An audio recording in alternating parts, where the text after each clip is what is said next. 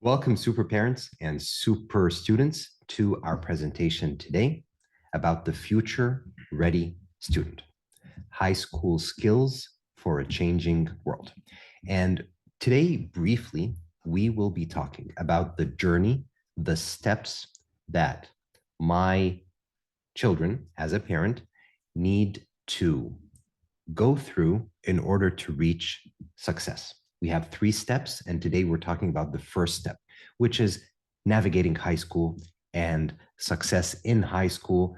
That will lead us to step 2, which is university, which will lead us to step 3, which is success at work. So we're going to be talking about this in general first, then we will be talking specifically about step number 1, high school.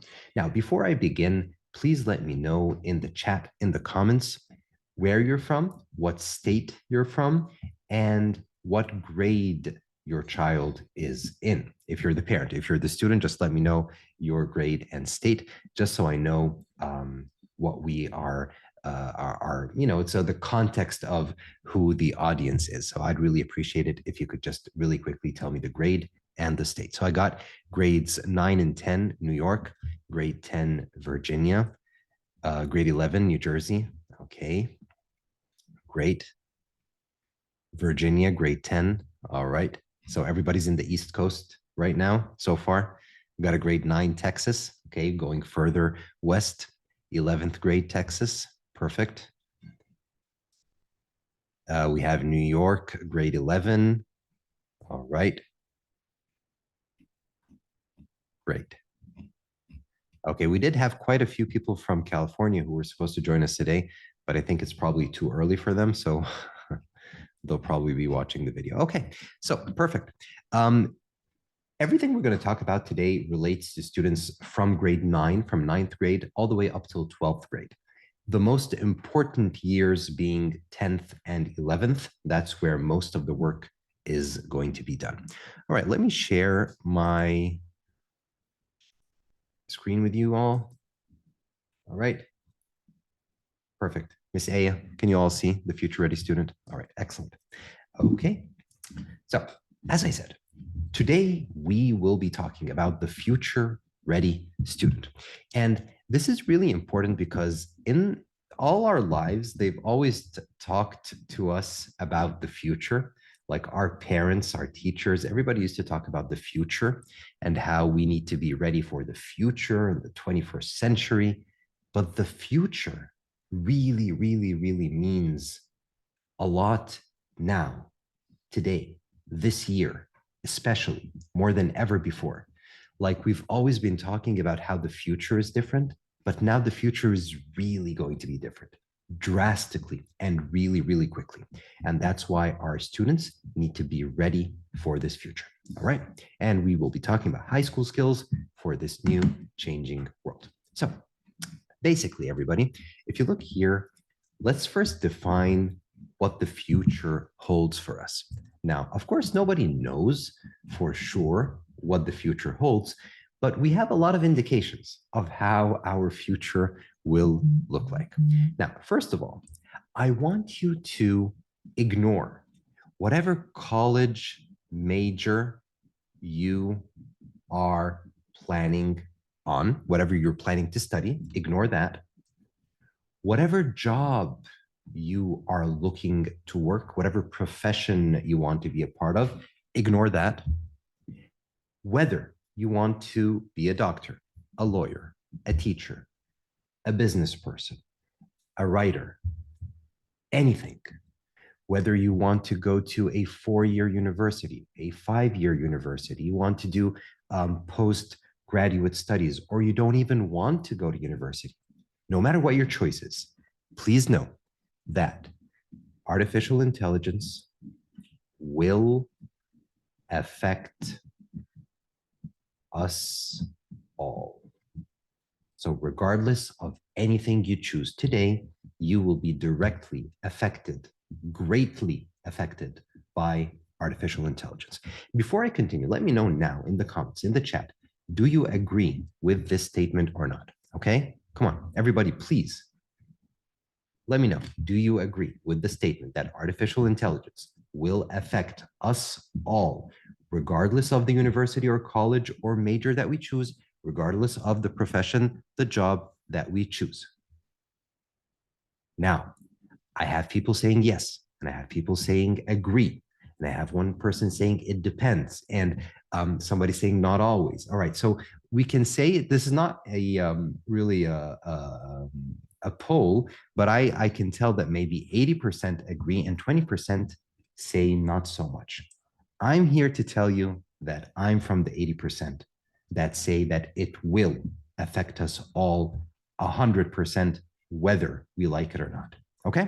And this is why this is really important for me. Everything I'm doing here, what we're talking about today, the courses I'm teaching my students, whether it's an SAT course, an ACT course, an English course, a math course, I'm incorporating into everything the skills that we need to deal with artificial intelligence and how our lives will change and have already started changing this year due to artificial intelligence. All right. So I'm 100% saying that it will affect us all. Okay.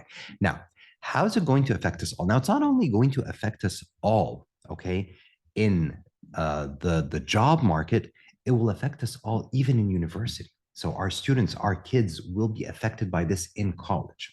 Let me tell you really quickly just a very small analogy that I think we should all keep in our heads.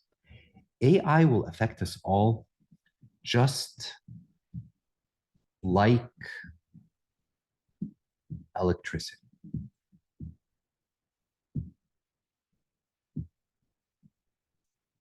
Now, I've seen a lot of people give analogies to artificial intelligence, how it's going to affect us, what it's like, how it's going to change the world. And I think this is the most accurate now. Artificial intelligence is not like the computer or the mobile phone or the internet. It's like electricity. Now, I want you to imagine your world today without electricity. Now, right now, can we live without electricity? Not for an hour or two or a day or two, forever. Is there any way possible that we can live without electricity now? No way. This is exactly what AI will do. In a few years, possibly 3 to 4 years, not more than that, we will not be able to live without artificial intelligence. Okay. Now, I can talk a lot about this. I can go on forever. I have a lot to say, so I'm not going to bore you with this, but I'll try to repeat this theme as we move along. Now, artificial intelligence will also change the future of university, of college. Why? Because basically colleges will have to change, will have to adapt, they'll have to change the way they teach and the way they test.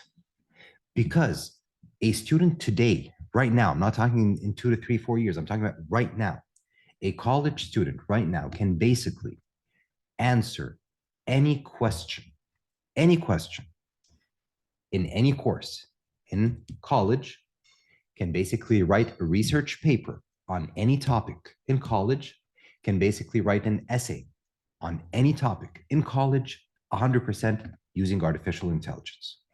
And it's not cheating, okay? But using artificial intelligence, any student can produce really good answers. ChatGPT, for example, one of the well-known artificial intelligence tools, passed the bar exam, which is a really difficult exam for lawyers in the United States. It passed the board exam for doctors, for physicians in the United States. It got over 95% approximately on the SAT test and the LSAT and the ACT. So we can use these tools today to basically ace any college course. Therefore, colleges must change the way they teach. They must change the requirements that they will require from students and the way they test the students and evaluate those students. All of this will change. So our kids will actually see this change once they enter college. Once they start university, they will see this change. And it will definitely change jobs completely. Now, how will it change jobs? This is really important.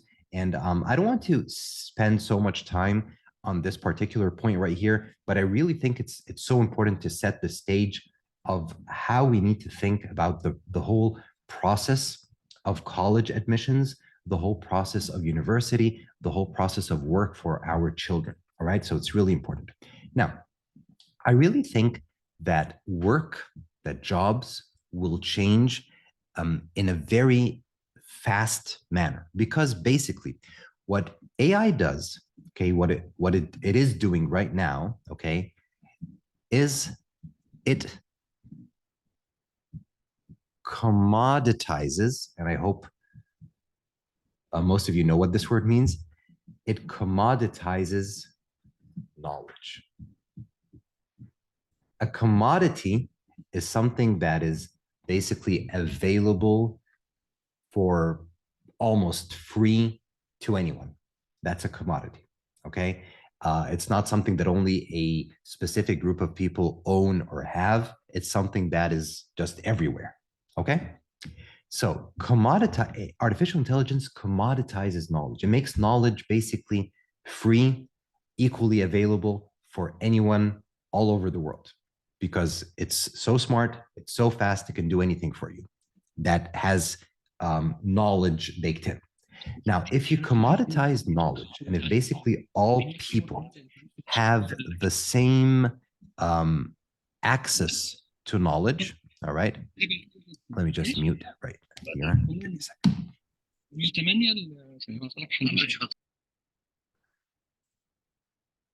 All right. So basically, if artificial intelligence commoditizes knowledge and we all have the same access to the same knowledge for free, the same really high level knowledge, this will basically change, it will affect all jobs. And I think that we will have two types of people in the future that is all led by AI.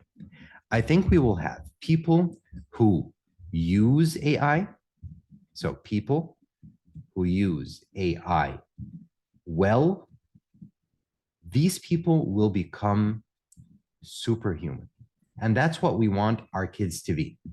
Okay, so when we think about university, when we think about high school, when we think about all this, this is the end goal. They will work in a world where artificial intelligence basically can do anything. And if they know how to use these tools properly, they will have superhuman skills, superhuman powers. However, people who do not use AI well will become extinct. And I have a good analogy that I like to use here. Think fast calculating cashier before calculators. Think about that. Imagine a world where there was no calculator.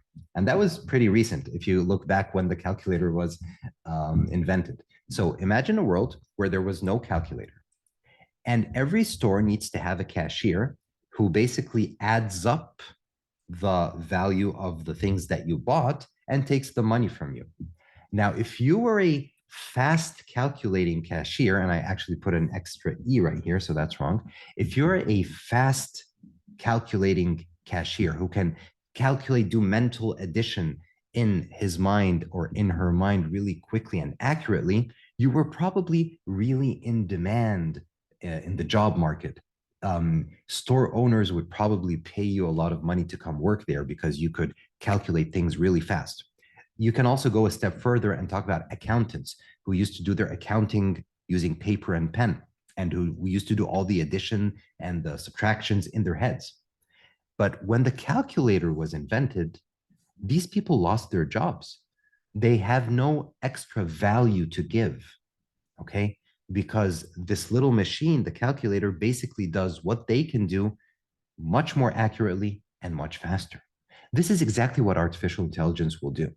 So let me give you another example. And again, we're focused today on talking about our kids and their future. So I'm just setting the framework. I hope you're not bored. If you're bored, let me know now. If you're not, let me know as well in the chat, please, everybody. So while I wait for your answers, let me continue my rant about artificial intelligence. So basically, if you are a doctor, a physician today, and if we have any doctors with us today, let me know, please, in the chat, and you work in a certain way, you have a certain method, you do what you were taught to do with your patient, you go through a series of steps to evaluate and to diagnose what is wrong with your patient. You give this patient steps to follow, and you give this patient medication. Now, you've been doing this for many years. You will probably stay the way you are and continue doing what you're doing for many years to come as well until you retire. However, with the advance in artificial intelligence, you now have tools now. So in 2-3 years, they will be much stronger and much more in number. You have tools that can basically,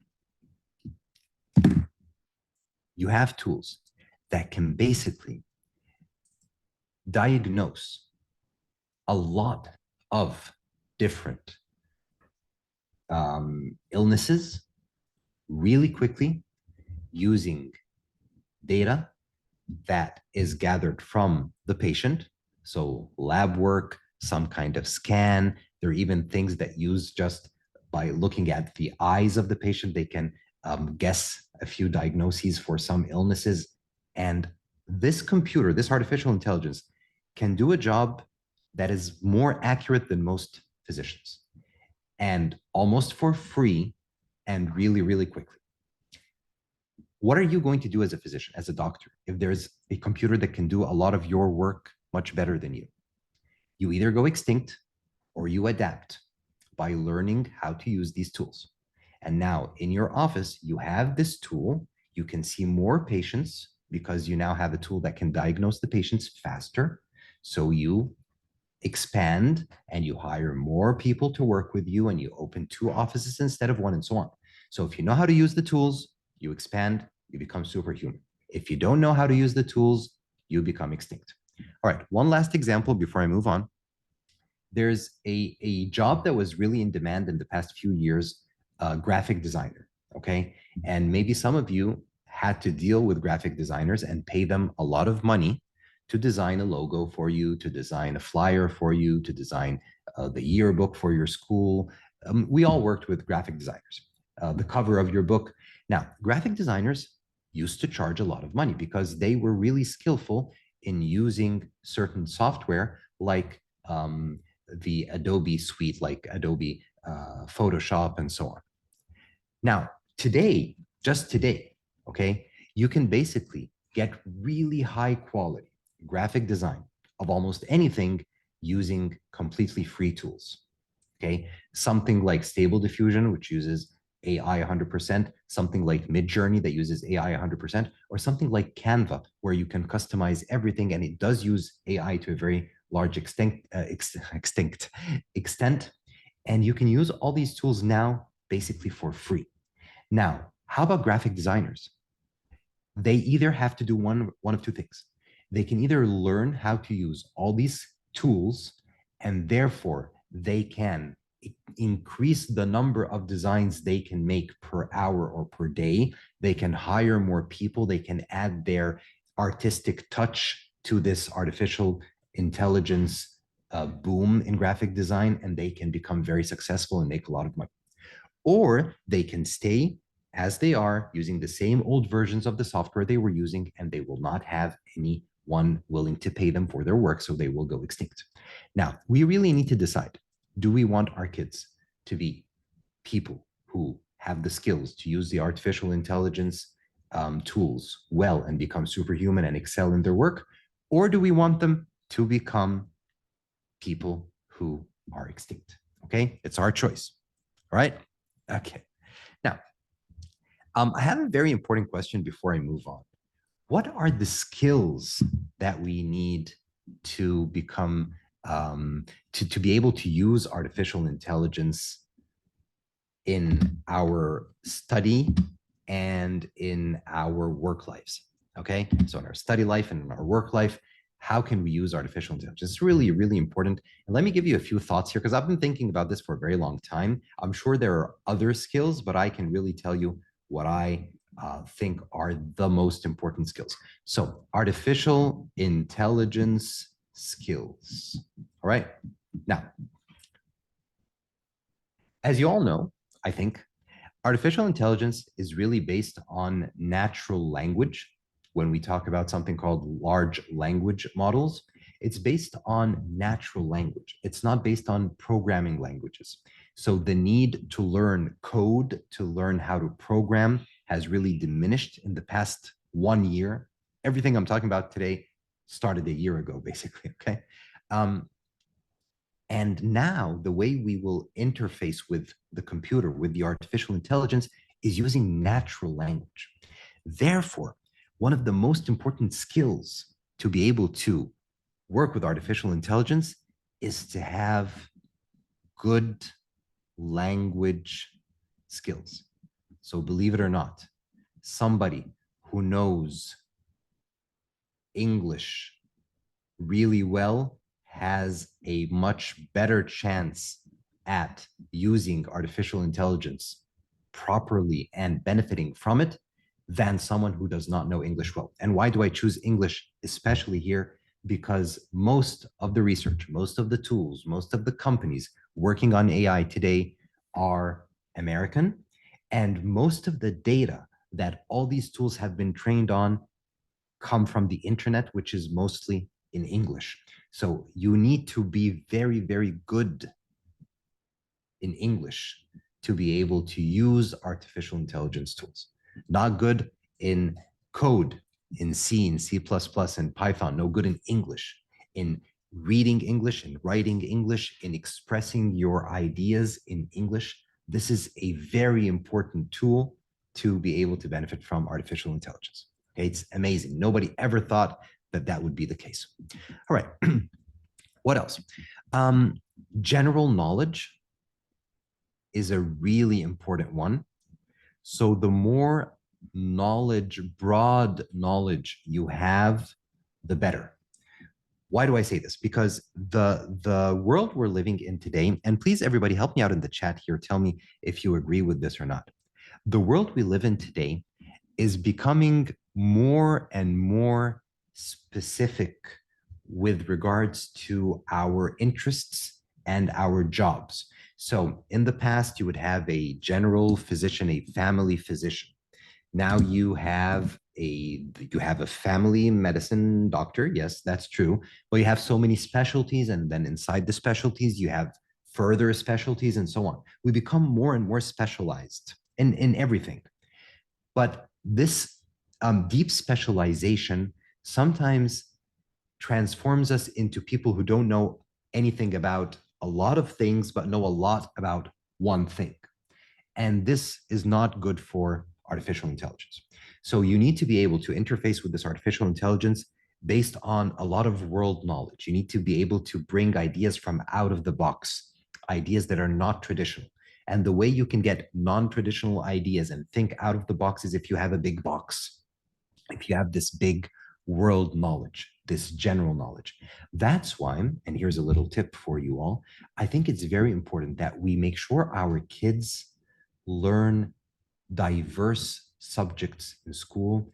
It's important that they read about different subjects from different parts of the world to, even if they are interested in science so much, they still need to be interested in literature. They still need to read about history. It's important to have an overall well-rounded general world view, general knowledge education, especially today.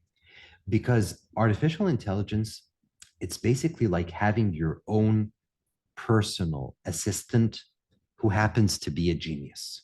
It's like having Albert Einstein sitting next to you forever and just telling you, tell me what you want me to do, I'll do it for you. You need to be able to know what to ask. Okay, you need to have a lot of knowledge and not be just specific in your knowledge. So this is also a very important point here. Tell me if you agree or not in the chat, please, everybody. Number 3 is curiosity. And this is so important. And here I tell you, parents, you need to think about this. what do you think about your children? Are they curious enough or not? Because children are curious by nature. They want to know, they want to learn, they ask questions. But as they grow older, this curiosity starts to wither as they spend much more time focused on grades in school and on rank and on stuff that just basically surmounts to points, numbers, and not really learning, their curiosity starts to decrease. Also, because of their attention spans, because of TikTok and Facebook and Instagram and all this, they're not curious that much anymore because information is like so abundant and just being thrown at them everywhere, so that they don't have the mental capacity. But if you think your kids are really curious, foster this curiosity, answer their questions, let them read, let them watch, let them ask. The skill of being curious for life is very, very important because that's how you work with artificial intelligence. Again, artificial intelligence, it's Einstein sitting in front of you. If you're curious enough, you will ask Einstein really important questions and interesting questions. You'll get really important answers that will help you achieve success in one way or the other. Now, if you feel your kids are not being as curious as they used to be when they were younger, you need to do something to work this curiosity up to where it used to be when they were 3, 4, 5 years old. Two other very important points that we need to know that are very important skills for working with artificial intelligence is logical thinking. And let me know in the chat, please, everybody, who's an engineer here or who was a math major in college from the parents? Who's like a math whiz, who's an engineer? Come on. I see people in the chat asking me questions. I really can't read the question right now because I can't see it with my screen. So if you could just please keep that question. It's really important. At the end, we will open questions and I'll be glad to answer any questions. All right. So we have a couple engineers here. Okay. I know them because we went to college together. All right. And we have another engineer right here. All right. So that makes 4 engineers so far. So if you and we have another engineer. So lots of engineers here. Engineers are really, really lucky, let's say, in the world of artificial intelligence. So the future that we're going to really favors engineers more than anyone else. Why? Because the way you talk to the artificial intelligence, the way you use it to benefit must be logical, because at the end of the day, artificial intelligence is a computer and computers are logical devices. So if you speak to that artificial intelligence logically, you will get very good, high quality answers from the AI that will help you succeed in whatever you're trying to do. So logical thinking is something anybody who's good at math knows, any engineer, any designer knows, because it's something that you basically do so many times throughout your study or practice as an engineer that it becomes part of your just like normal way of thinking. So logical thinking is very, very important. So if our kids are logical thinkers, if they're into math and robotics and stuff like that, that's really important, because even if they won't major in math, like if my kid is really good in math, keep pushing that. Okay, keep pushing that. Even if he wants to be a doctor at the end, it's fine, but push that math, because the skills he'll learn in math, the logical thinking, will benefit him greatly as we move along in this world. Something else that's really, really important, and this is something that doesn't really favor engineers that much, but it does though favor people who are more inclined to subjects from the humanities. So people who like literature, English, reading, history, social science, critical thinking. Critical thinking basically means, in just this very simple terms, you read something, you think about it, you don't believe it right away, you analyze it, you break it down, you ask yourself, what's good, what's bad, is this subjective, is it objective, is this an opinion, is it a fact? Could this be refuted? Is this something that there's proof for. So this is very important, critical thinking. And this is something, again, that you need in order to succeed with using AI in the future. So we can have a whole session about AI later on. I'm sorry that I took so much time here, but I really think that we need to set the stage correctly, okay? Now, some people do have this dystopian view of artificial intelligence, basically that artificial intelligence will take over the world because it's much faster than us, it's much smarter than us. So if it is left to grow, it will probably eat us all. Perhaps, nobody knows. But I think lots of people said the same thing when the mobile phone was invented, of how harmful it would be. When the computer was invented, how everybody would be lazy. When the television was invented, when lots of inventions throughout our lives have always been viewed in a dystopian manner, where we can see that this technology will basically ruin everything. And that never happened. So technology does have benefits and drawbacks. There are good things and bad things. But in general, technology in general has made our lives better. It has made us live longer, healthier, happier. If you think about any technology. And again, artificial intelligence, I equate it to electricity. See what electricity did to our world today. It enabled us to live in cities, to build larger homes, to work really quickly, to commute, airplanes and cars, light, phones, TVs, everything. Okay, so we can talk about that later. All right, let's move on. So when we talk about everything we're going to talk about today, I basically have the formula S. I'm going to talk about that in the coming slide. But I just want everybody here to try to differentiate between two things: school and skills. See, they sound a lot alike, right? School and skill. You see, it's like this is an I and this is an U. That's it. School and skill. But they're actually really, really important that we understand the difference and that we differentiate between them. So school is important, okay? School, meaning high school, is important. Why? Because we need to get good grades so we can go to college. All right, makes sense. School gives us knowledge. So we learn algebra, we learn history, we learn English, we learn foreign languages, knowledge. It gives us knowledge. All right. School is a bridge that basically takes us from one step to the other, from one state to the other. So I'm a school student and I want to become a college student. So school is this bridge, high school is the bridge that takes me from here to there. I'm a university student, I'm a college student, and now school is the bridge that will take me to the next level, which is my work. So school is important because of grades, gives us knowledge, is the bridge. It also gives us experience. So how to deal with people, how to manage our time, how to manage homework assignments, how to speak in front of a class. It gives us experience. So that's great. But the skills that we need to learn are more important than the actual knowledge or the actual grades that we will gain in school. And our kids don't realize that they need to learn certain skills. They think that they need to learn knowledge, they need to pass tests, they need to get good grades. This is how they've been programmed because this is how society has been programmed. And this is how we as parents have been programmed as well.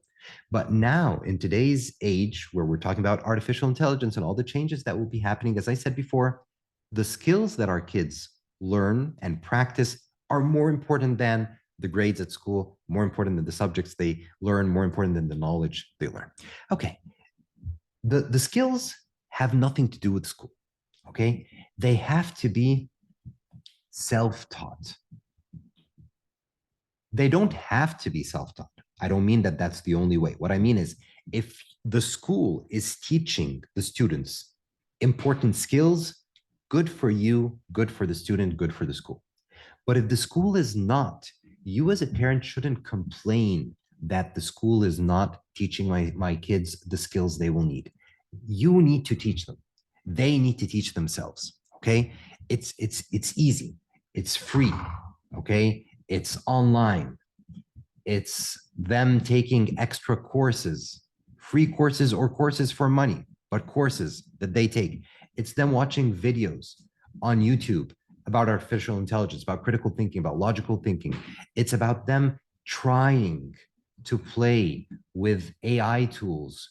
It's how many people right here. Okay. So we have between 20 and 30 people live with us right now. And I'm sure a lot are going to be watching this as a video later on. Okay. Please, everybody, let me know now in the chat and the comments.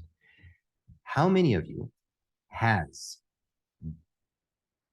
let's not say subscribed, even use the free version of Chat GPT, the artificial intelligence tool that has been around for almost a year. So it's been more than a year right now. Who here has tried it? Just tried it once? Come on, let me know, please. Who in the audience today, or those watching the video later on, has just tried to play around with Chat GPT? All right, it's been over a year. So how many? All right.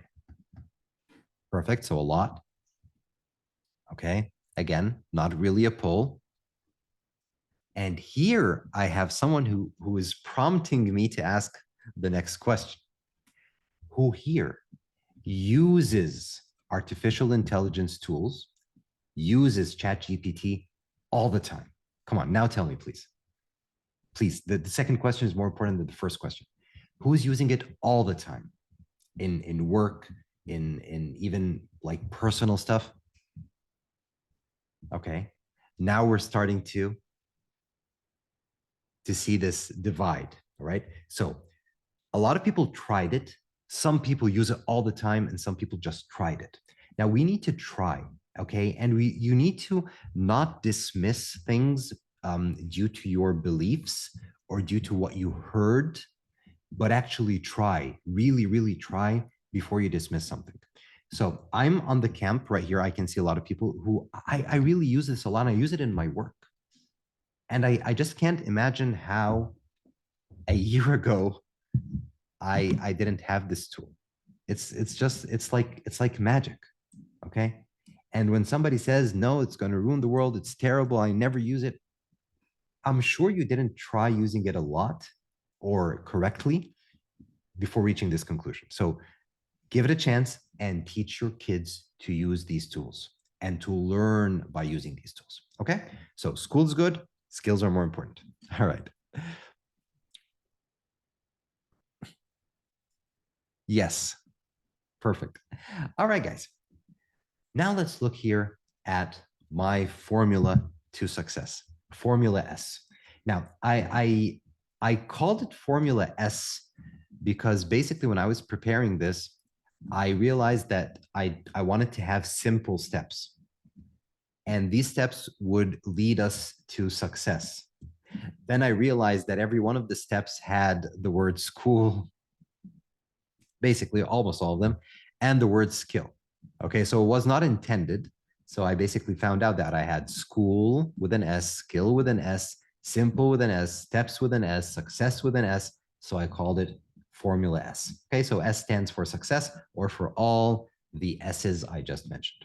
Now, basically, I think that our kids should know that they will reach success when they finish 3 steps, basically. Step number 1 is high school. So this is the first step. And high school is supposed to be from grades 9 to 12, but we can even expand that to 8 to 12, high school. Number 2 is college. And number 3 is work. And today we are concerned with step number 1, high school, and hopefully we have time in the future to have another session and talk about success in college and then success in work. So basically when we talk about high school, again, I need to always remember that there are 2 different things that we need to focus on in high school. There's the school portion and there's the skill portion. So high school should not only be about grades. I need to learn certain skills in high school. Otherwise, I will not succeed in step 2, which is college. Once I'm in college, I also need to realize that school is important. I need to get good grades in college, maybe not as important as in high school, because in college, whether you get good grades or medium grades, you still graduate, so it's fine. But you also, and you really, really need to hone your skills in college, because unless you do so, you will not be able to succeed in work. Then in work, I basically have two S's as well. And the first one is superiority. The second one is skills. So as you can see, skills and um, growing our skills and honing the skills, very important from high school, in college, and even as we work later on in the workplace. It's really important that I have very strong skills and that I grow those skills and adapt to new skills that need to be used for success in the workplace. Superiority is something very important as well that I hope we can all teach our kids, because a lot of people think that if they graduate from college, get a degree, and then work a certain job, they'll just be successful automatically. But that's not the case. And I'm sure everybody here agrees. Let me know if you don't agree, please. Every parent who's working knows that basically you work a certain job, a profession, and there are 100 people like you exactly who have the same degree, who have the same experience, who are basically working the same job. You only stand out when you are superior, when you are better, when you're faster, when you're more knowledgeable, when you learn more, when you go the extra mile, when you teach yourselves things that you need in order to progress and so on. So unless you always put this superiority, you want to be better than everybody else who's like you won't really succeed in work. So they need to know this. All right. So all of this was a boring introduction by me. I hope you guys are not super bored. And it's okay if you're bored, but don't tell me that you are. Just say that you're not bored, and that will encourage me to continue. So today we will talk about step number one in our 3 steps, the formula S. Step number one is the high school step. Now, first of all, parents, you need to know that high school, the whole process of applying to college in high school, is about the student's story. It's about your story as a student. A story you are going to tell in 12th grade when you apply to university. All right. In 12th grade, in October or November or December, based on where you're applying, of 12th grade, the beginning of 12th grade, you must tell your story. Okay. You should start now, whether you're in 10th grade or 11th grade or 9th grade, you should start now with the end. What's the end? It's your college application and your college essay. So when you apply to college, you will fill in an application and you will write an essay. Start with that end in mind now, when you're in 10th grade, now, today. Think, what am I going to tell? What story am I going to tell in my application and my essay that will get me into the university I want to get into? Then work backwards to now to tell your story. So start with the end, then work backwards to tell the story. Okay? And this is how college admissions works in the United States. Now, I know a lot of my audience are parents who did not study in the United States, immigrants who got their degrees from other countries, and their kids are the first kids to enter college. So the eldest kid, the eldest child is the one who's approaching university right now, and you are new to the whole process because you didn't go through this process as a student, and because your children didn't go through the process till now. All right? Okay. So basically, and I know I have parents and I have students as well listening to me now, so no offense, anybody. Now, listen to me. The process right here in the United States is so different from any other country. Basically, you have a person, an actual person, okay, who's called an admissions officer. This person will read your application, will look at your grades, will read your essay very carefully, okay? And then another person called the second reader will do the same thing. And then these two people will meet together to discuss your application and decide whether to admit you to their university or not. Okay? Now, in order for this to happen, you have to tell them your story in the application and in the essay. You have to tell them what you have done with your life in ninth grade and 10th grade, 11th grade, what your plans are, okay? What your plans are for 12th grade, what your plans are for university, what your plans are for work and for life. You need to tell them your story. And if your story is interesting, exciting, true, compelling, they'll give you a good chance and get you into the university. If it's boring, if it's not your words, if it's just like everybody else, you have a slim chance of entering that university. I'm talking about really good universities that are very selective. Okay. So before we start, it's a story. You're going to tell that story when you apply at the beginning of 12th grade. Now, today you need to start working. Well, what's the story I want to tell? Do you understand me? And based on the story you want to tell, you need to start doing actual things now to build that story. Let me give you an example.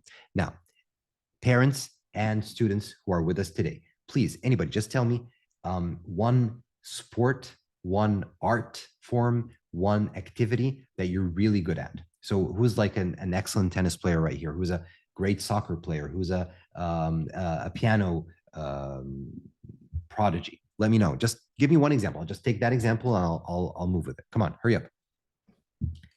And see in the comments, so we have people who already have 4 in university, and this is the 5th. All right. So I said most of them, not all of them. Good for you. Come on, guys. Okay, so squash. All right, squash. Now, not very popular in the United States. So see, this is really good. Let's take this, please. Okay. So we have music. Okay, so we have musicians, we have swimmers, we have okay, really good. Let's take squash. You're a squash player, okay? And for those of you who don't know what squash is, it's something that's not really popular in the United States, like tennis, but in a closed room. Anyway, you need to tell your story. Well, my story is that I am the best squash player in the United States, that I will compete in the Olympics. I don't even know if squash is in the Olympics or not. I'll compete in the Squash World Cup in 2027. I'm serious. Okay? This is what you want. This is the story you want to tell. And by the way, if you're able to do that, Harvard will take you, MIT will take you, Cornell will take you, Stanford will take you. They will all take you because squash players are very rare. It's not well known in the United States. And if you're the best squash player in America, they want you to be their student. Anyway, so you need to think about this story, right? Now, if this is what I'm going to tell them in 12th grade, I'm right now in 10th grade. I only have like a year and a half or something till the beginning of 12th grade. For example, I need to work on my squash in order to tell that story when I apply.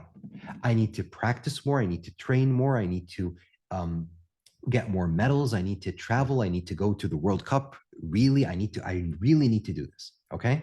Now, if your story is that you want to study robotics and that you love robotics and it's something you really like doing and you enjoy building robots, well, then your story should be that you already built 10 robots, that you won the Intel Robotics Prize in the Robotics World Cup that was held in Japan in 2025, for example. You build that story in your head and then you work towards that goal, okay? So think of the story that you will be telling the university admissions officers and start working on it now, okay? That story includes really good grades in school. That story includes challenging courses in school. That story includes the sports and the music and things that you do. That story includes lots of things. Think about what you want to tell them, how you will convince them to choose you, and start working today. All right? Easy? Okay. Now let's get into the practical stuff. So know your story, that's really important, but let's just get into actionable items. Number one, everybody, know what's required. The number one problem with most parents and students when it comes to college applications is they don't know what is required by their school to graduate. They don't know how the GPA of their school is calculated, and they don't know what the requirements of the university that they want to apply to are. So you need to know what's required. Okay, it needs to be very clear because every school is different. So you need to know your high school. How many credits do I need to graduate? Okay, what AP classes should I take? What honors classes are available? Is there a dual credit program with a university that they have?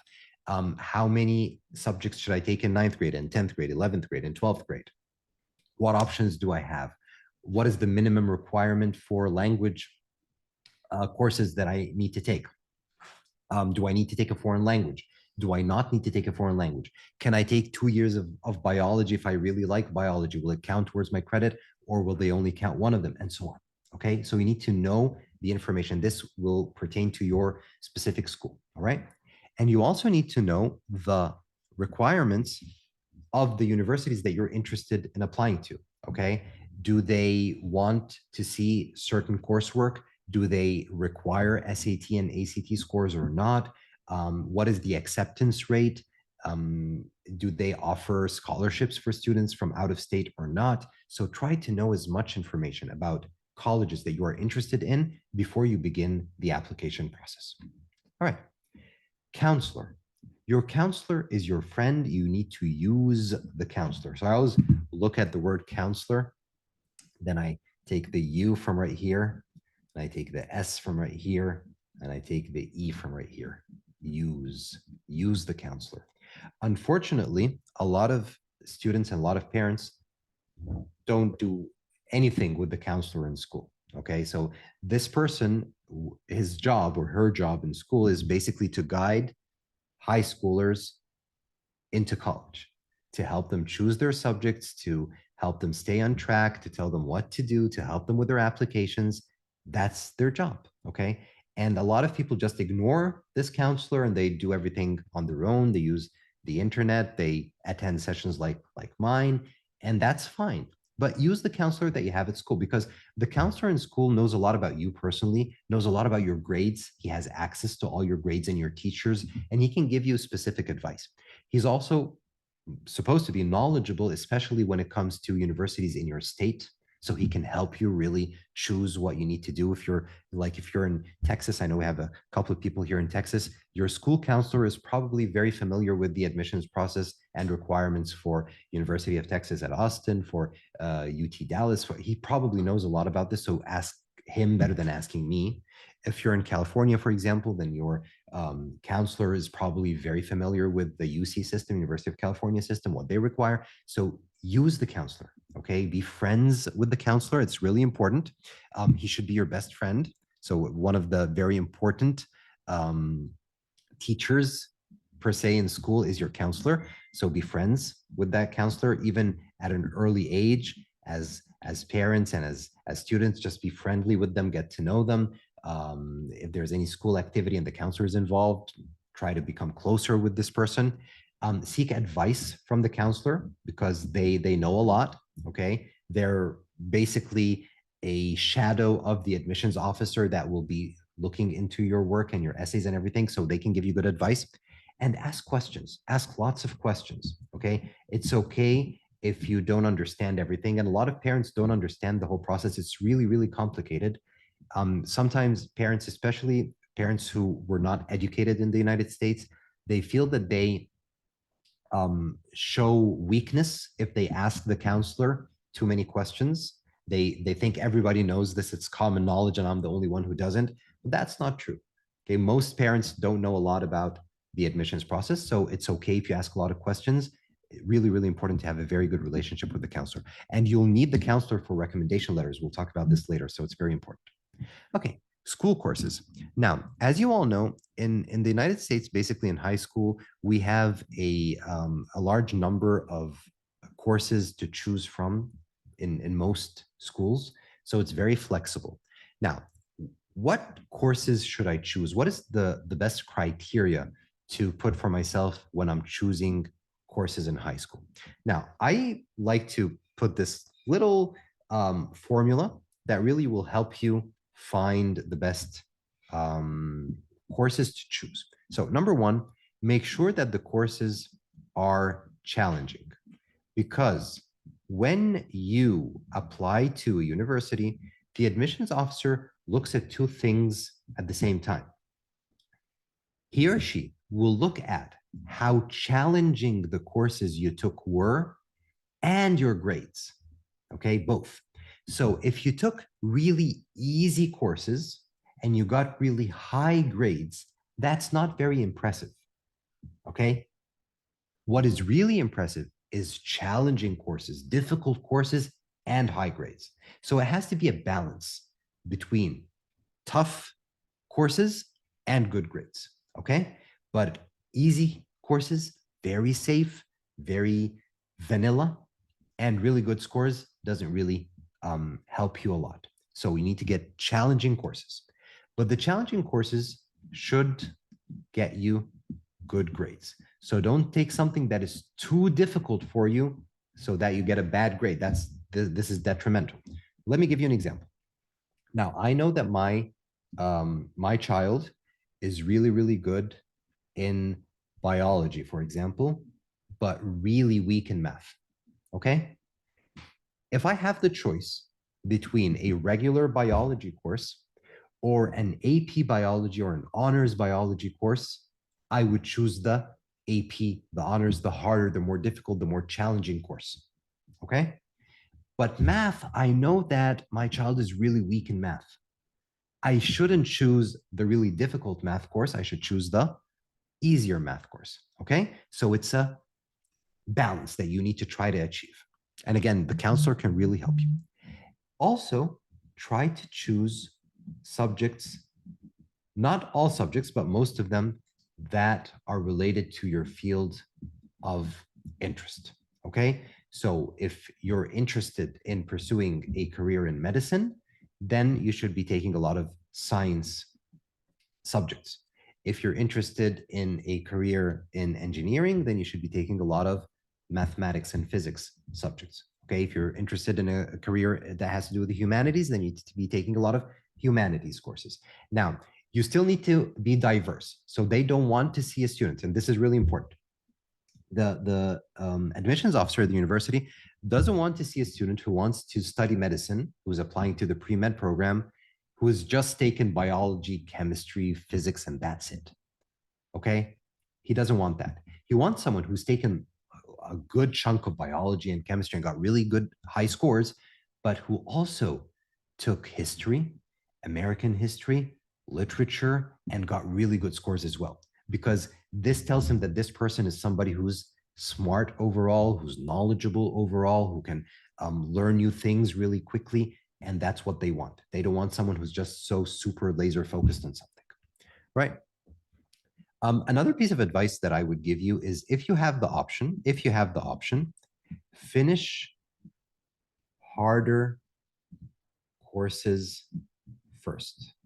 All right. So let's say you are between one of two things, either taking geometry this year or taking a super easy elective and then taking geometry next year. If you can take geometry this year, take it this year and finish it. So if you finish the harder subjects first, you have a better chance when you apply to the university because they'll see the subjects that you've taken. And it also makes you more relaxed as you approach your final year. All right. When we do choose the coursework for 12th grade, it's also important that you don't have all just electives and really simple, easy stuff in 12th grade. You still need to put things that are in your field of interest and kind of challenging. Because as we said before, when you apply between October and December, Okay, most people apply in December to the university. When you apply in December, you've only been in school for like 2 months or something. Okay, so you don't have a lot of grades to show. But the admissions officers will see the courses that you will still take in the remainder of 12th grade. They want to see that you're still challenging yourself and you're still taking high quality courses, not just taking really easy stuff. All right. Okay. Here's another important topic, SAT and ACT for college admissions. Now, this is my main job. This is what I do. I prepare students for the SAT and the ACT. And today, especially, I think it's really important that we all look into the SAT because we've just had a new SAT, the digital SAT, and it's such a good version of the SAT test. I've been doing this for over 20 years, and this is the best version of the SAT so far.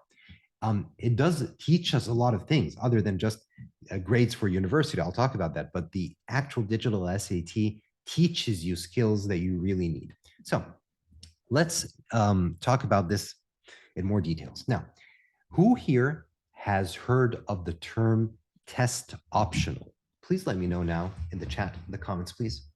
Who has heard of the term test optional? Come on, guys. All right. Test optional basically means that universities that choose to be test optional universities are giving you, the student, the option of submitting SAT scores or ACT scores or not submitting the scores. So it's up to you. They say, well, it's if you want to take the SAT, take the SAT and let us know the score. You're good. If you don't want to take the SAT, you're fine. It's not required. It's optional. This is what's called test optional. And this really became popular after COVID because in 2020, a lot of students were unable to take the SAT and the ACT tests because everything was closed. The test was canceled. It was really hard to travel. So a lot of universities just said, well, okay, we're just going to ignore SAT and ACT and it's optional. You don't have to take the test. Now, however, everything opened back up. Universities are starting to bring back the requirement for SAT. And that's important because you might be a 10th grader now and say, well, I know that the University of Texas is test optional. They don't want the SAT, so I'm not going to take the SAT. But by the time you reach 12th grade, University of Texas changed their minds and now they require SAT scores. Now you're stuck. Okay, so that's one thing. The other thing is the admissions officers, okay, as I said, are human beings. Okay, they are people who read your application, who read your essay, who look at your scores and try to decide whether to take you in or not. A lot of times they are bound by a certain number of students. So it could easily reach this where they're looking at your application and they're looking at another application at the same time. And they're thinking, we can only accept one of the two. Which one should I accept? They both have good grades in school. They're both smart. Their essays are really good. I really can't tell which one is better. If one of the two submitted SAT scores and they were good, they'll probably choose that person. So even if they tell you it's optional, they still look at it. And if you have high scores, you have a much higher chance of getting into that university because the SAT and the ACT, of course, is the only objective way of being able to evaluate a student. Let me explain how, okay? This is a fact, it's a truth, but let me explain how so everybody understands this. Now, right now, we have people from different parts of the country joining us live, and we have people from different parts of the country who will be watching this as a video. Your son's high school, your daughter's high school in Michigan is not the same as your daughter's high school in California. They have different teachers, they have different curriculum, they have different requirements, they have a different number of students in class, they have a lot of different things, okay? So as an admissions officer in New York, for example, when I look at the person from the Michigan high school and the person from the California high school, I really can't tell if their grades are really similar or not, because maybe this high school is really tough. The teachers really grade things very, very rigorously. And maybe that other high school is like lax and the teacher just gives everybody an A. I don't know. Okay. I try to make my research. I try to figure out things like this as an admissions officer, but I really don't know. But if one of them gave me an SAT score, which is 100% objective, you can't cheat. There's no easy test and hard test. They're all the same, especially with the new test. And you have a high score, then this is a good student. This is a smart student. Okay.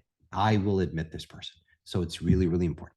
Now, other than being an objective test and being the only way that admissions officers can actually choose one over the other is looking at this test, there's something really, really important.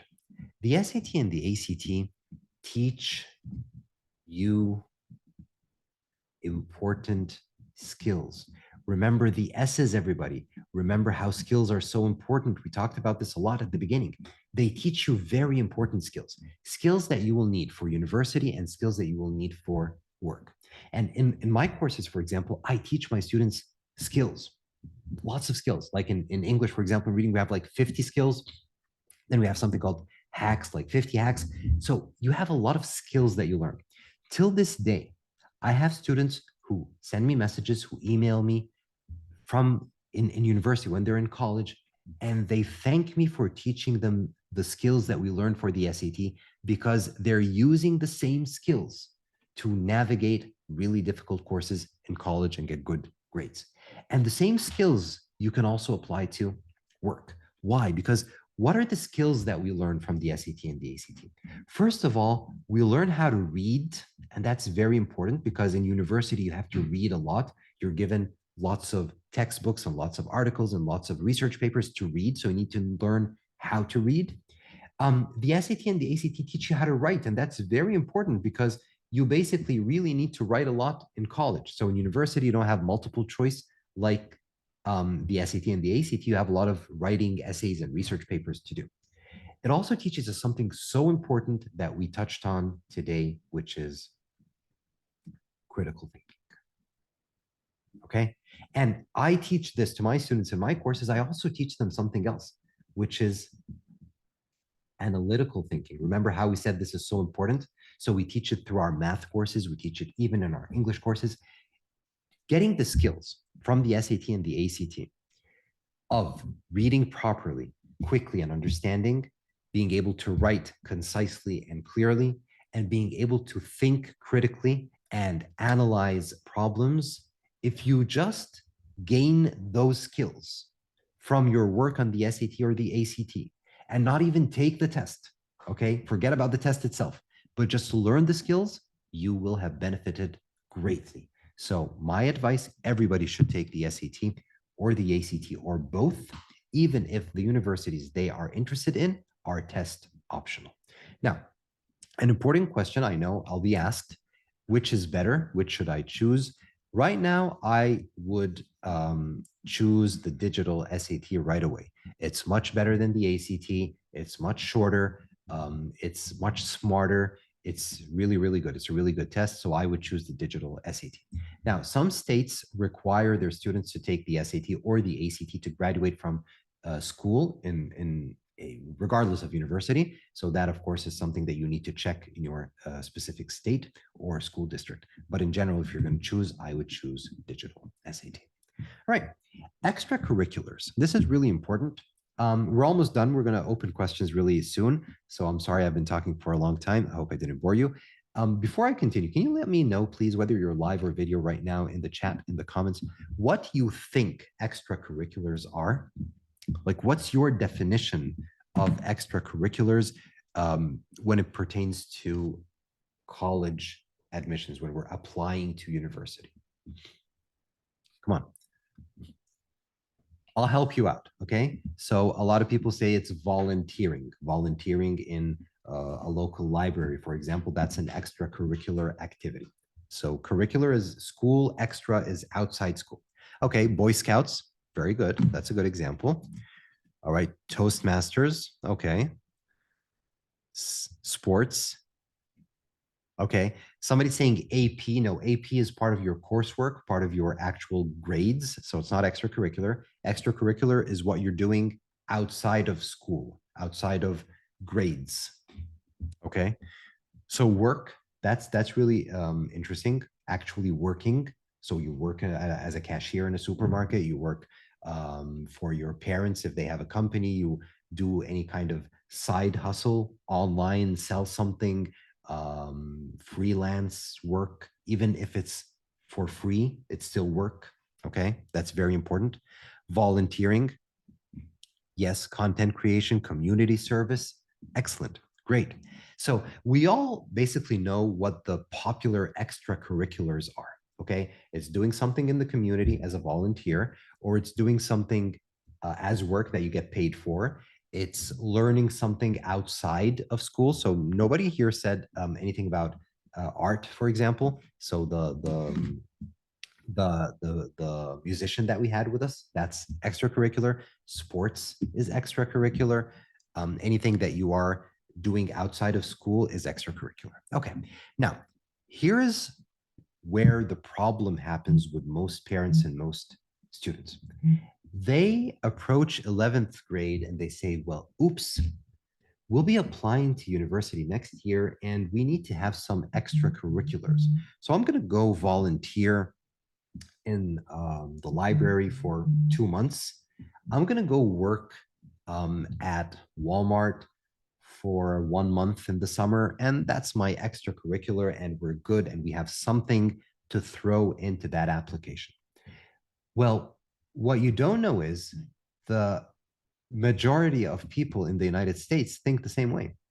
Therefore, the admissions officer who is sitting down looking at all those thousands of applications and is bored to death because of the thousands of applications that he's been reading every day, he just sees everybody volunteer in the library, work in Walmart, volunteer in the local food pantry, play soccer in my school team, member of the school band. Okay, it's so repetitive. Same thing, same thing, same thing. Doesn't really mean anything. What do we need to do in order to have our extracurriculars stand out and really give us a boost when we're trying to get into university? I like to put 4 words. It's my formula. Okay, again, math. So formula. Number one is you want to prove your commitment. Number two, you want to show that you've been doing this for a long time. 3, you want to show progress. Number 4, you want to show leadership. So it's C, L, P, L. Okay? If you can choose, remember, we're building our story now. Okay? We're building the story that we will be telling when we apply. So you need to choose extracurriculars that you do for a long time. It can't be something that you do for a month or two, or a week or two, or a day or two. Okay. It can be, and it will be. I mean, if you go volunteer in the local library for 3 months, definitely put it in as your extracurriculars, in your extracurriculars, but it's not going to be the thing that boosts your application. What will boost it is the thing you've been doing for a long time. So if you've been playing tennis for 5, 6 years, now is the time to double down on tennis, to become really much better in tennis, not to start playing soccer, because you already have been playing tennis for 5 years. Now, build that, work on it. Commitment, that's something very important. Why do you think a university that will teach you math and business and science, and why would they care? Why would they care about tennis or soccer or ballet or piano? Why would they care? It has nothing to do with what they will teach you. They care to see that you are a committed person, that you can do the same thing for years and years and years. Okay, because that's what you need to show in university. You need to be committed to study, to go every day, to work hard. okay? To do well on the tests, they need commitment. They want people who will enter the university, finish the 4 or 5 years, and graduate with good scores. That's what they want. They don't want people to drop out. Because if a lot of people drop out of the university, it makes the university look bad. This is exactly what they want. All the university wants is for smart students to get in, to finish everything properly, to graduate with high scores and become successful in life. So when people see these successful people, they ask them, where did you study? They say, we studied in this university. This gives this university prestige. It gives this university a good name. That's basically what they want. And this translates one way or the other into people giving lots of monetary donations to the university, and that's how they survive. Let me give you a quick example. So Elon Musk, you all know Elon Musk, richest man in the world, very successful, a genius by all measures. All right, where did Elon Musk study? Well, he studied in many places, but he studied in University of Pennsylvania. All right, so University of Pennsylvania must be a what? A great school. Why? Because Elon Musk is a graduate of the University of Pennsylvania. That's what they want. They want you to apply. They want you to be smart, to be committed, to be a hard worker, to finish the college work properly, to graduate, to become a successful person, and everybody will know that you graduated from their school and so on. Okay? So commitment, long time, progress. And this is so important. The P is really important, progress. So if you've been playing tennis for 5 years at the same place, in the same team, day after day, without any kind of progress whatsoever, that really looks bad. It means you're just going in circles. They want to see somebody going upstairs, okay, not going around him or herself. So you need to show progress. So how can you show progress? Well, you were at this level, then you became at this level, then now you're competing at this level, now you joined this team, then you went to this competition and you won the first place in the competition, then you went to another competition, then you joined this group. This is what they want to see, progress, okay? And leadership. Leadership is also very important. They want to see that by the time you apply to university, you're at the top level. You're the captain of the team. You're the leader of the class. You're the number one gymnast in the state. You are the number one in the competition that you travel to. You're some kind of leader. You're someone important in this thing. So if you already do things now, build them, commit, long time, progress, and leadership. What if you don't? What if I just go to school, I don't do anything else? Choose things that you're interested in today, choose 2 or 3, and work on them relentlessly from now until you enter university. Okay? Great. Okay. Now let's move on to the next step. Now, right here is recommendations. So as you all know, all universities basically will require you to submit letters of recommendation letters to the university. Now, do you know who's going to write these letters for you? Who can tell me? Come on. Is it going to be your dad, your mom? Is it going to be me? Who's it going to be? I've written quite a few, but yeah. So it will be two people. It won't be the parents. We usually be 2 teachers. Sometimes they just ask for 1. Sometimes they can ask for 3, but it's usually 2 teachers. Plus the second group. So I said 2, I mean 2 groups. The second one exactly is your school counselor, okay? So remember, counselor has to be your friend because this person is going to be writing your recommendation letter. And 2 teachers that you choose will be writing recommendation letters for you, okay? Now, first of all, it's really, really important that you need to maintain good relationships with your teachers, especially the 2 that you plan on asking to write your recommendation letters, and your school counselor, okay? Be as nice and as friendly as possible and have this conversation going for some time before you ask them for that letter, because they will be asked to write hundreds of letters, okay? and they're busy. They have work. This is entirely optional. They don't get paid to write your recommendation letter.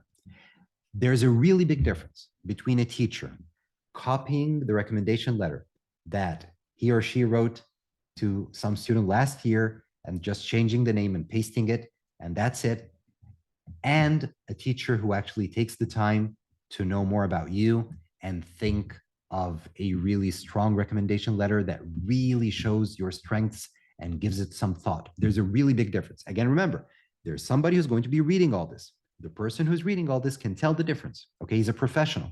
The university admissions officer is a professional. This is what they study, and this is what they've been doing for years and years and years. They read applications from different students from all over the world, not just the country. So they're professionals. This is their job. They can tell if this is just a generic recommendation letter that you gave any teacher, and then this teacher said, "Oh, okay, yeah, you want a recommendation letter? Okay, what's your name? What's your name again? Okay, okay, here's your recommendation letter." And somebody who really knows you, who really likes you, who really wants to help you, who really takes the time to write a really proper letter for you. So that's really important. So maintain good relations. All right. Something else, ask for the letters early. So we usually need to submit the letters in the beginning of 12th grade. So it's good to ask end of 11th grade. So end of grade 11, ask your two teachers and your counselor if they could write the recommendation letters for you. They might tell you, yes, I will, but not now. When we come back in the fall, in September, remind me and I'll write it for you. But the earlier you ask them and they tell you yes, the earlier you will get the letter from them. Because once September comes, October comes, everybody in school is going to want recommendation letters. They're, especially if the teachers that you chose are like the nice teachers, the popular teachers, they'll have a lot to do. So if you ask them early, they might write it early. They might even do it in the summer and give it more time, or at least they'll give you their word that they'll be doing, their words that they'll be doing it early. Okay. A very important part here that a lot of people miss, and this is really, really important. Everybody pay attention, please.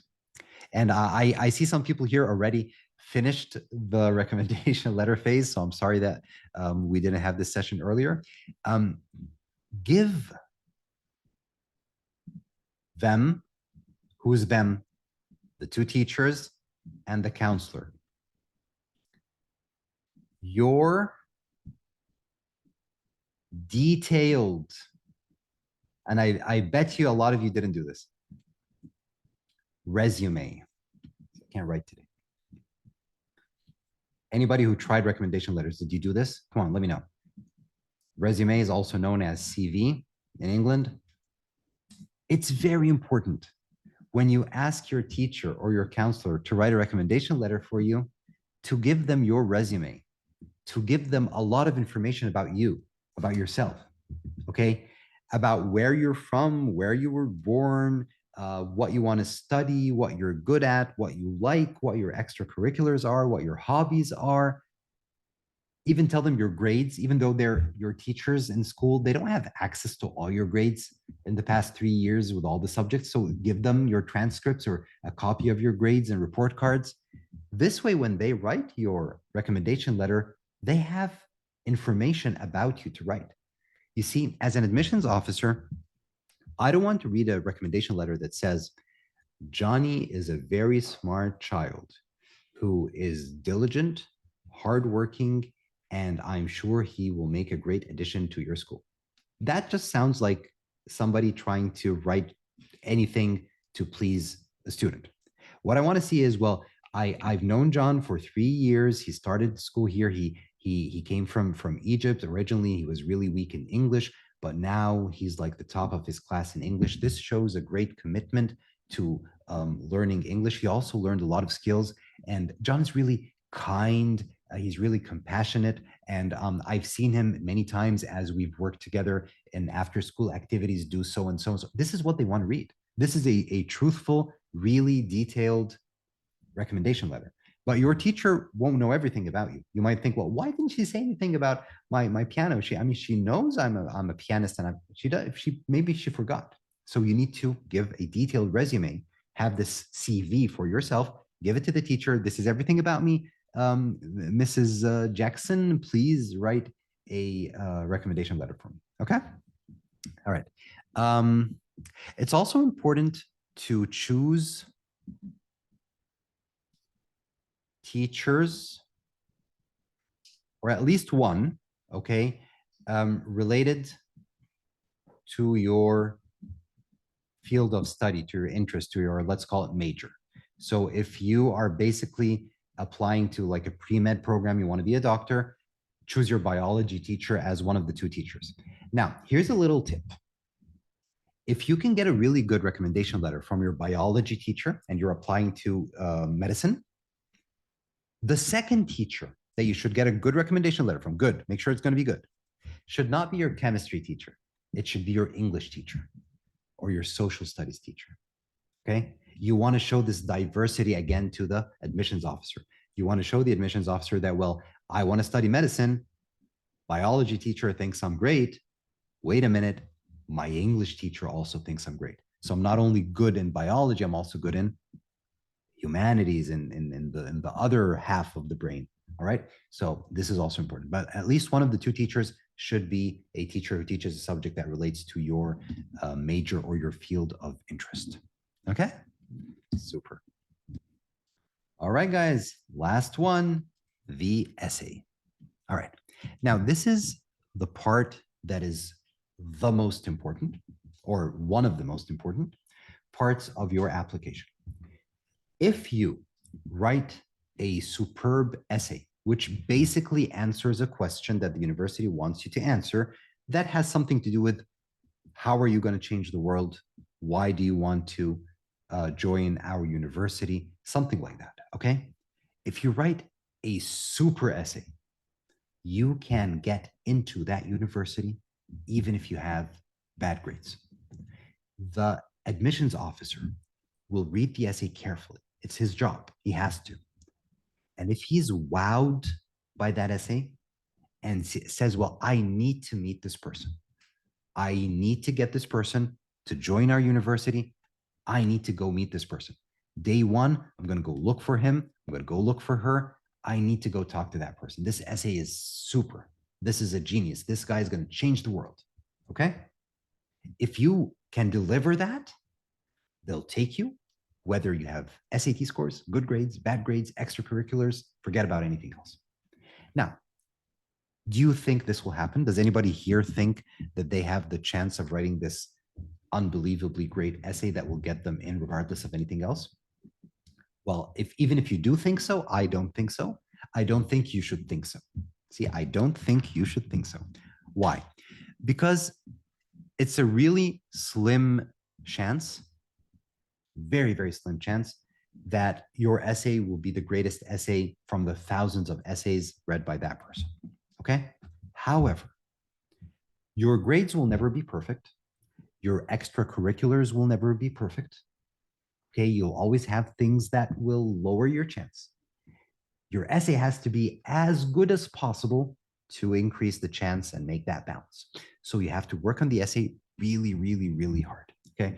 Someone's saying you should have a course for the essay. Well, we might. Okay. We did have something like this planned. We did something pretty similar to that because in the past we used to have SAT essays and ACT essays. They were required. So we would teach that and then use the college application essay as part of that course. But then they stopped requiring the SAT essay. So we stopped as well. But we might have that soon. Anyway, so for the application essay, how much time does it usually take to write a really good essay? A lot of people think, well, okay, it's just an essay. They're going to ask me, why do you want to join our university? Okay, I'm going to give it like 2 hours and I'll write this perfect essay. Now, for most students who really, really wrote really strong essays and got into really top universities, they say that they took from 10 to 15 hours of work. And 10 to 15 hours is not actually typing the essay. It's thinking about what to write. It's researching. It's going in a certain direction and then finding that that's not the right direction and then just deleting the whole thing and writing it all over again. So it takes that much time. So don't leave the essay till the day before the application deadline. Start working on the essay as early as possible, okay? And have many versions. Now, there's also something really important you need to know. You're going to be applying to a lot of universities. Some universities are joined together in one common application, something called the Common App, and you'll just write one essay for like 10 different universities. Okay. So that's fine. That's good. Okay. But then the specific universities that you apply to might ask you for another essay, a more specific essay. Now, the follow-up essays, those little specific essays, might take you about 4 hours each or something. So if you do one big essay in like 15 hours, and then you follow up with like 5, 6, 7 essays, each one 4 hours, you're going to take a lot of hours. And you're not going to stay for 15 hours writing the essay. 15 hours is divided by 15 days. It's going to take you 2 weeks. It's going to take you 1 month. It might take you 2 months. It might take you the summer vacation. Okay. So it's important. And it's something you really need to focus on and you need to think about. Now, it's very, very important that you use your own words. Okay. So we will have a course to help students write their college essay. But basically, my role in such a course is to give you ideas, is to show you examples of essays written by other students who got into great universities. And you can actually buy books like that from Amazon or from your local bookstore. Just go to the college section or the test prep section. There are books that have actual essays written by actual students. So you can read those. And we analyze them together and we just see what the good things they did were, what the bad things they did were. But at the end, you need to write in your own words. If you pay someone to write the essay for you, if you use ChatGPT to write the essay for you, if you get help from your teachers or your parents, this will be a problem. Because again, you are dealing with human beings, college admissions officers who do this for a living. They read university application essays for a living. It's their job. They get paid to do so. So they can tell whether this is you or this is someone else. So it has to be your own words, has to be authentic, has to be real. And it's very important in your essay to tell your real story. See, it all has to make sense. Okay? The tennis you play, the piano you play, the leadership role that you have in school, the work you do every summer, the subjects you're good at in school, your family background, your aspirations for the future, all of this should really be coherent. It should all be real. It should be a real, compelling story. Okay. And if you're able to write such an essay, you get a very good chance of getting into that university. Okay. Now, if you want to search for those books, they'll basically be titled college essays. I know there's one that was really popular by Princeton Review. I have it behind me here, I'm not sure. So you can search, write Princeton Review college essays. Okay, definitely there's one there. And what they basically do is they look at for students who got admitted, for example, in Harvard and Yale and Stanford and those really popular selective universities. And then they ask the students, could you please share your essays with us that you used, give us a copy of the essay, and they give them a copy of the essay and they put them so that way you know that this person applied to this school, got accepted, this is the essay. Now, of course, you can get accepted to a university regardless of your essay. So you could have a bad essay and get accepted. But when it's a very highly selective university, the essay is really, really important. So if you did get in, you probably did have a really good essay. Okay, super. Okay, everybody. So I hope you are getting ready for the future. It's a very bright future, in my opinion. Artificial intelligence will make this future look really, really strange and different. And the skills you learn today in school, tomorrow in college, after tomorrow as you work, will determine whether you are a superpower, superhuman, superhero that can use artificial intelligence wisely, or you are an extinct dinosaur. All right, thank you. Okay, now is question answer time. So let me stop sharing right here. Oh yeah, in this document, basically, this is who we are. Okay, if you want to know. So we've been doing SAT and ACT prep since 2003. I'm based in Raleigh, North Carolina. Do we have anybody here from NC? I teach live, online, worldwide, 7,000 students taught. Believe that? 10 different countries, 125,000 followers online and growing. And this is a little information about me. And here you can contact us. Messenger is my preferred mean, if not email or our website. All right. Okay. I'm going to stop sharing this right here. And thank you so much, everybody. So let's take your questions. And Miss A, if you could just share again the form, please. If you're interested, everybody, in receiving the recording for today's session, and also I have this document, I'm not sure how many pages, it just has basically a lot of what we said today, but in more details with some examples. I prepared this. I'll have it ready if you want the PDF for it and the recording for today. Just fill in that form, please, so I have your emails, and I'll send it to you within 48 hours. All right. Okay, everybody. So let's see if you have any questions for me. So, okay, I have a question here. When are we starting our course? We have an English course. And this is really important because a lot of people don't know this. We have our English course for the SAT. It's going to start this Sunday, the 24th. We already had a free class, so the video, the recording of it is available. If you want, you can watch it and join us before Sunday. I think our deadline for registration is Wednesday. So hurry up, please, if you want to join us. And then we have a math course, because a lot of people ask me for the math course as well. That's starting in about 10 days. I'm not sure what the date is. I'm going to let you all know. If you fill in this form, I'll definitely send you guys, if you're interested, when math is starting. And I'm really excited for the math course because I've been teaching math for many years, and I have a math course for the SAT, but I don't like the way we structured it. So we're doing a completely new math course. And we have a really, really brilliant math teacher who's joining us as well. He'll be doing a lot of the teaching. He was actually an SAT student, just like you guys, and he scored a perfect 800 on the SAT math and the SAT 2 subject test, which was like a few years ago, a perfect 800. Okay. And ever since he's finished university and has been teaching for some time, but he's really, really good, really bright. And he'll be helping me with the math course. So we do have a math course coming up in about 10 days and the English course on Sunday. If you want to join, let me know. If you fill that form, I'll send you the information once we have it ready for the math course as well. All right. So questions. I see people had questions before as I was talking, and I'm not really sure. I think I missed them. If you could just please put the questions again, I'd really appreciate it. If you could type it again or copy and paste them again, that would be great. Okay. And again, as I said, I know most people here today are native Arabic speakers. So if you want me to answer, explain anything in Arabic, please tell me so in the question. I'd be happy to.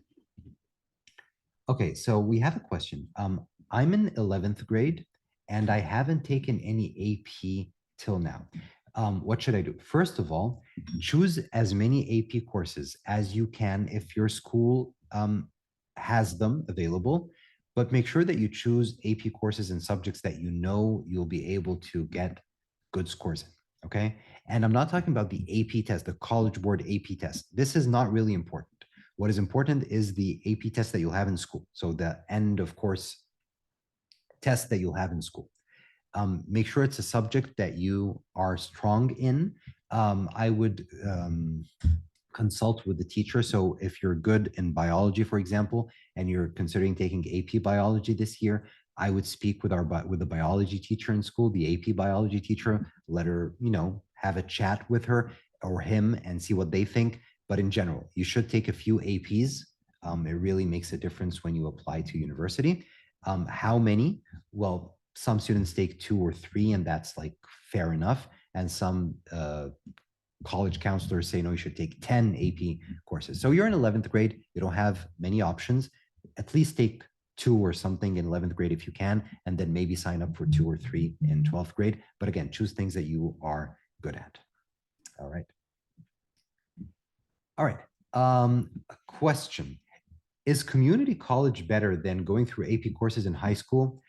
Okay, so you have basically, I think what your question is, some schools have an agreement with universities where they have something called dual credit, where basically if you take a university course, the school will give you credit for it, and you also get college credit that you can use later on. If that's what you're talking about, and you're saying, is this better than taking the AP course in school? It really depends on the school and the college. It's really makes a big difference where you're talking about, okay? I think this question should be asked to the school counselor because he or she will be really aware with the situation in this particular school. And if you don't think that what they're telling you really makes sense to you, I would not put all my eggs in one basket. So I would take one or two courses with that college and one or two AP in school, just so I have the diversity. And that really shows well, as I said, in the university application, where basically they see that you have done different things. You've taken regular courses in school, you've also taken the AP courses, you've also done the community college thing, and you're doing well in all. That really shows that you're a strong student. Another question, does dual enrollment impact students to go to other state universities? I really don't know. Does differ from one school to the other. And I really think you should ask this question to your counselor again. And if you feel that the counselor doesn't know, or he or she's misguiding you, I would just go and try to be on the safer side when I think about what to do. But I really can't tell you. It really differs from one school to the other. I have no idea. I'm sorry. Okay, do AP classes count? Or do AP courses, not classes, count toward college? Do they give me university credit, college credit, or are they only advanced high school classes? So here's the thing. When you take an AP course in school, you must take an AP test for this course in school. It's not the AP exam. It's just a test written by the school teacher for this course, just like the school teacher would write a test for your normal non-AP course. So you have to do this. This score will give you a boost in your GPA, and it will show in your transcript that you took AP courses, which are higher level courses, and that looks good. So that's the benefit school-wise. Now, after you finish that AP course in school, you can, if you want, it's optional, you can go take the AP exam that is administered by the college board. It has nothing to do with your particular school. This is a test that comes from the college board called the AP exam. And if you get a high score in that AP exam, the university that you apply to may give you credit towards that subject. Okay, it differs from one school to the other. Now, what if they won't give me credit for it? What benefit do I get from taking the actual college board AP exam? There is a benefit. It shows that I took the AP course in school with my teacher, you see, who's my friend, who's known me for so long, and she gave me an A plus. Well, maybe she gave you an A plus because she just likes you and your school isn't that good and that teacher isn't really that fair. But wait a minute. I also took the college board AP exam, which has nothing to do with my school, and I got a 5 out of 5. I got 100%. I got a really good score. This proves to the university that you're a genius. That gives you a boost. Okay, so that's why most students, what I recommend is take AP courses in school. So let's take 5 AP courses in school. 3 of them just test in school and get good grades. And the best 2 that you are really good at, go take the college board AP exam for those 2 as well. Okay. And if you, God forbid, get a bad score on those 2 AP exams, you don't have to submit the scores to university at all. They don't have to know that you took the AP test. All right.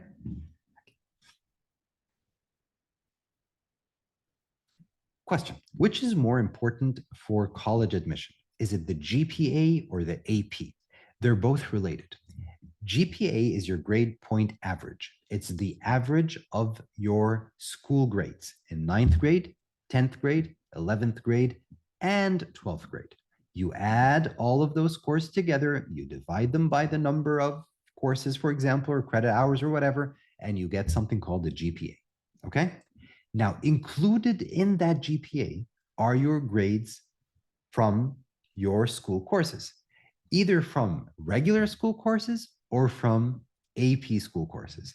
AP school courses usually give you a boost in GPA. So for example, if the regular chemistry course will give you 1 credit, the AP chemistry course will give you 1.25 credits. So it'll give you a boost. Okay, so that's how AP affects your GPA. But of course, the GPA is the overall score that the university will look at. Now, when a university looks at your GPA, it doesn't just look at the number, it also looks at the courses. So for example, the GPA is out of 4, okay? For example, they would look at a student who got a 4 out of 4 GPA, so really good, but all of the courses he took in school were just like the very basic level courses. Another student got 3.8 out of 4, which is lower GPA, but he took like 10 AP courses. They will probably favor the guy who took the 10 AP courses and got a 3.8. Okay, so they look at a combination of both the grades and how challenging the courses are. Can we take AP in 10th grade? Yes, you can. Every school has a different policy based on a lot of different things. So you need to ask your school. But yes, most schools do offer AP courses in 10th grade, 11th grade, 12th grade, some even in 9th grade if you want.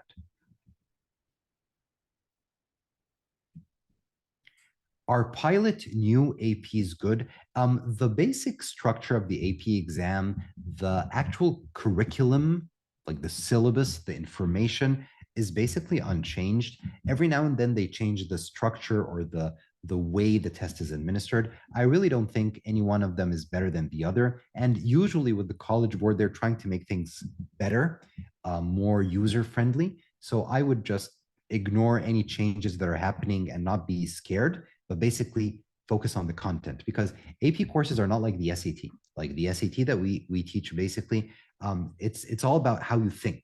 That's why I said we teach our students critical thinking, logical thinking, how to think. It's all how smart you are and how able you are to think critically and try to reach an answer quickly. And so it's all about time management and being smart and thinking critically and stuff like that. But for the AP, it's really more of information. If you really learn all the information really well, if you understand everything really well, you should have no problems with whatever format the test is going to be changed to. Is it possible to admit to college depending on GPA only without the SAT? It is possible, of course, in the United States. Some universities are test optional, which means they don't force you to take the SAT. If you want to take the SAT, take it and show me the scores. If you don't want, you're fine. We'll still read your application, your essay, and everything, and you can get in. And some students do get into good universities without SAT. The whole point is, why would a university choose you and admit you into their university without an SAT score if your GPA isn't that good? If your GPA is good, but your school isn't really well known, it's not a really strong school, just like a regular school. If you don't have any super extracurricular activities, if you don't have that great essay, if you don't have any of this, why would they choose you and not choose someone else who's similar to you, who also has a good SAT score? So that's what it all boils down to. So yes, you can, okay, but should you choose not to take the SAT, or should you try to get a good score in the SAT and submit that score? I think the latter is the better answer. Okay. Now, here's something important that we didn't touch on. Not sure if anybody has this question for me, but I usually get asked this question a lot. So let me just answer it because I know it's an important question. How many universities, how many colleges should I apply to when I reach the application process stage? It really depends, okay? But I would actually say you should apply to like 10 to 12 different universities. Yes, that many. And I usually like to group the colleges, the universities that I will apply to into 3 groups. So number 1 is the group I call the dream group. It's like that dream university, okay?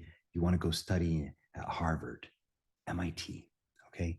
An Ivy League school. I want to go to University of Pennsylvania, or I want to go to Caltech, I want to go to Berkeley, just any of those like really well-known universities. Okay, and you also aspire to get a scholarship. So that's your dream. So apply to some dream colleges. Number 2 is target colleges. Target colleges are basically the universities that you actually really, really think are good for you. So a good, strong university that is strong in the field that you want to study, or a university, you live in Dallas and you want to go to the university in Dallas because you don't want to travel, you don't want to live somewhere else. You want to be in Dallas. Okay, so this is a target, something you want. So number 1 are just the dream. Try, maybe you might get in, you might not, just try. Number 2 are 3 or 4 really practical, good options for you that you'll be really happy if you get into. And then third is what we call safe colleges or safety colleges. So these are the lower ranking universities that basically will accept most students, even if they don't have SAT scores. They accept students with lower GPAs than what you have. So you know that you're basically going to get accepted almost 90% into this. So also apply to this. And then you'll get acceptance letters or rejection letters from all of the 10 or 12 universities, and then you can choose. Okay, that's the best way to think about it.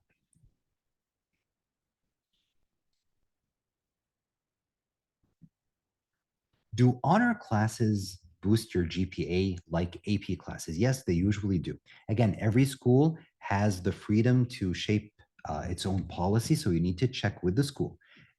What options do I have? Normal course, honors course, AP course. What's the difference? How will each one affect my GPA?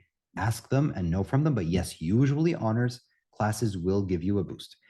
Even if it doesn't give you a boost, as I said, it looks better on your transcript when you apply to university that you took normal courses, you took honors courses, you took AP courses, you tried to challenge yourself. You had the choice as a student to choose Algebra 1 or to choose honors Algebra 1. And you chose honors Algebra 1. So this shows that you want to challenge yourself, that you are a committed person who wants to work hard, and that really looks good. Okay.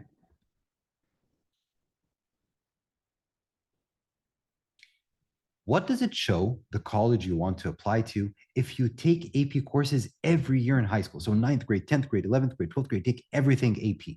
Now, first of all, if you take everything AP and you get really good scores, it shows that you're really smart, you're a genius, you're a hard worker, you have a really good chance of getting admitted into very selective universities if you can do so.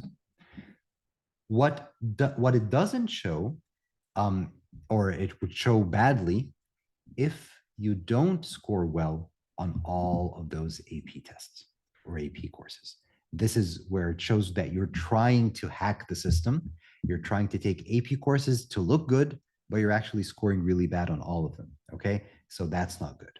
Now, most students will probably, let's say you take 10 AP courses. If you get an A on 8 of them and a B on 2 of them, that's really impressive because these are AP courses. So we don't expect you to get an A on everything. Okay. But if you take 10 AP courses and you get a B in all of them and a C in maybe one of them, then no, you're better off just taking 2 or 3 and getting good grades. What is a good GPA? Well, there are two things you should think about when you talk about a good GPA. Basically, something close to like 3.8 is like the really good GPA. So if we're between the 3.8 and the 4, we're really good on a 4 scale. However, there's something really good that you can do if you research certain colleges that you're interested in.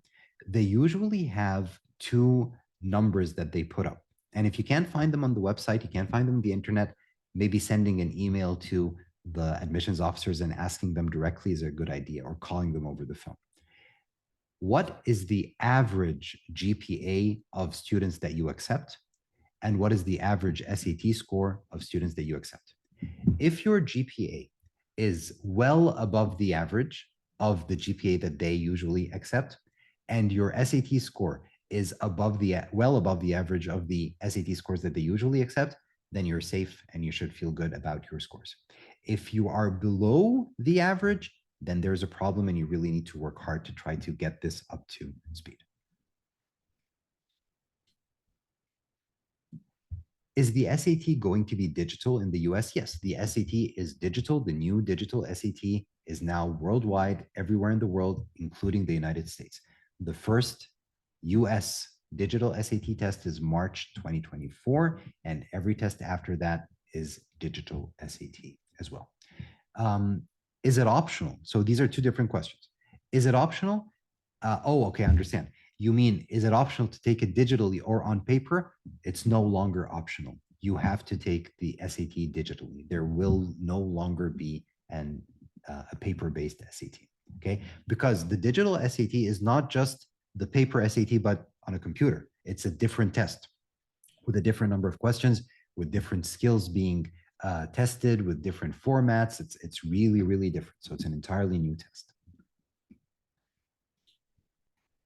what is a good score in AP? So again, we have two AP scores. Number one is your school grade that you get on the AP course that you take in school. So it's what your teacher gives you. And you just want to get a really high score, just like you would in any other course in school. So you want to get an A, an A plus, an A minus, even. You want to get an A in that course in school. Now, if you decide on taking the AP exam that the College Board administers, which is an outside exam, not from inside the school, it's scored out of 5. So the highest score is 5, then 4, then 3, then 2, then 1. 3 is bad. 5 is really good. 4 is good. So if you take the AP exam from the College Board and you get a 5, definitely make the colleges know that you took AP exams and you got 5s. If you got 4, still good, let them know. If you get a 3, it's better that you don't tell them. Okay? All right, super. Any more questions, people?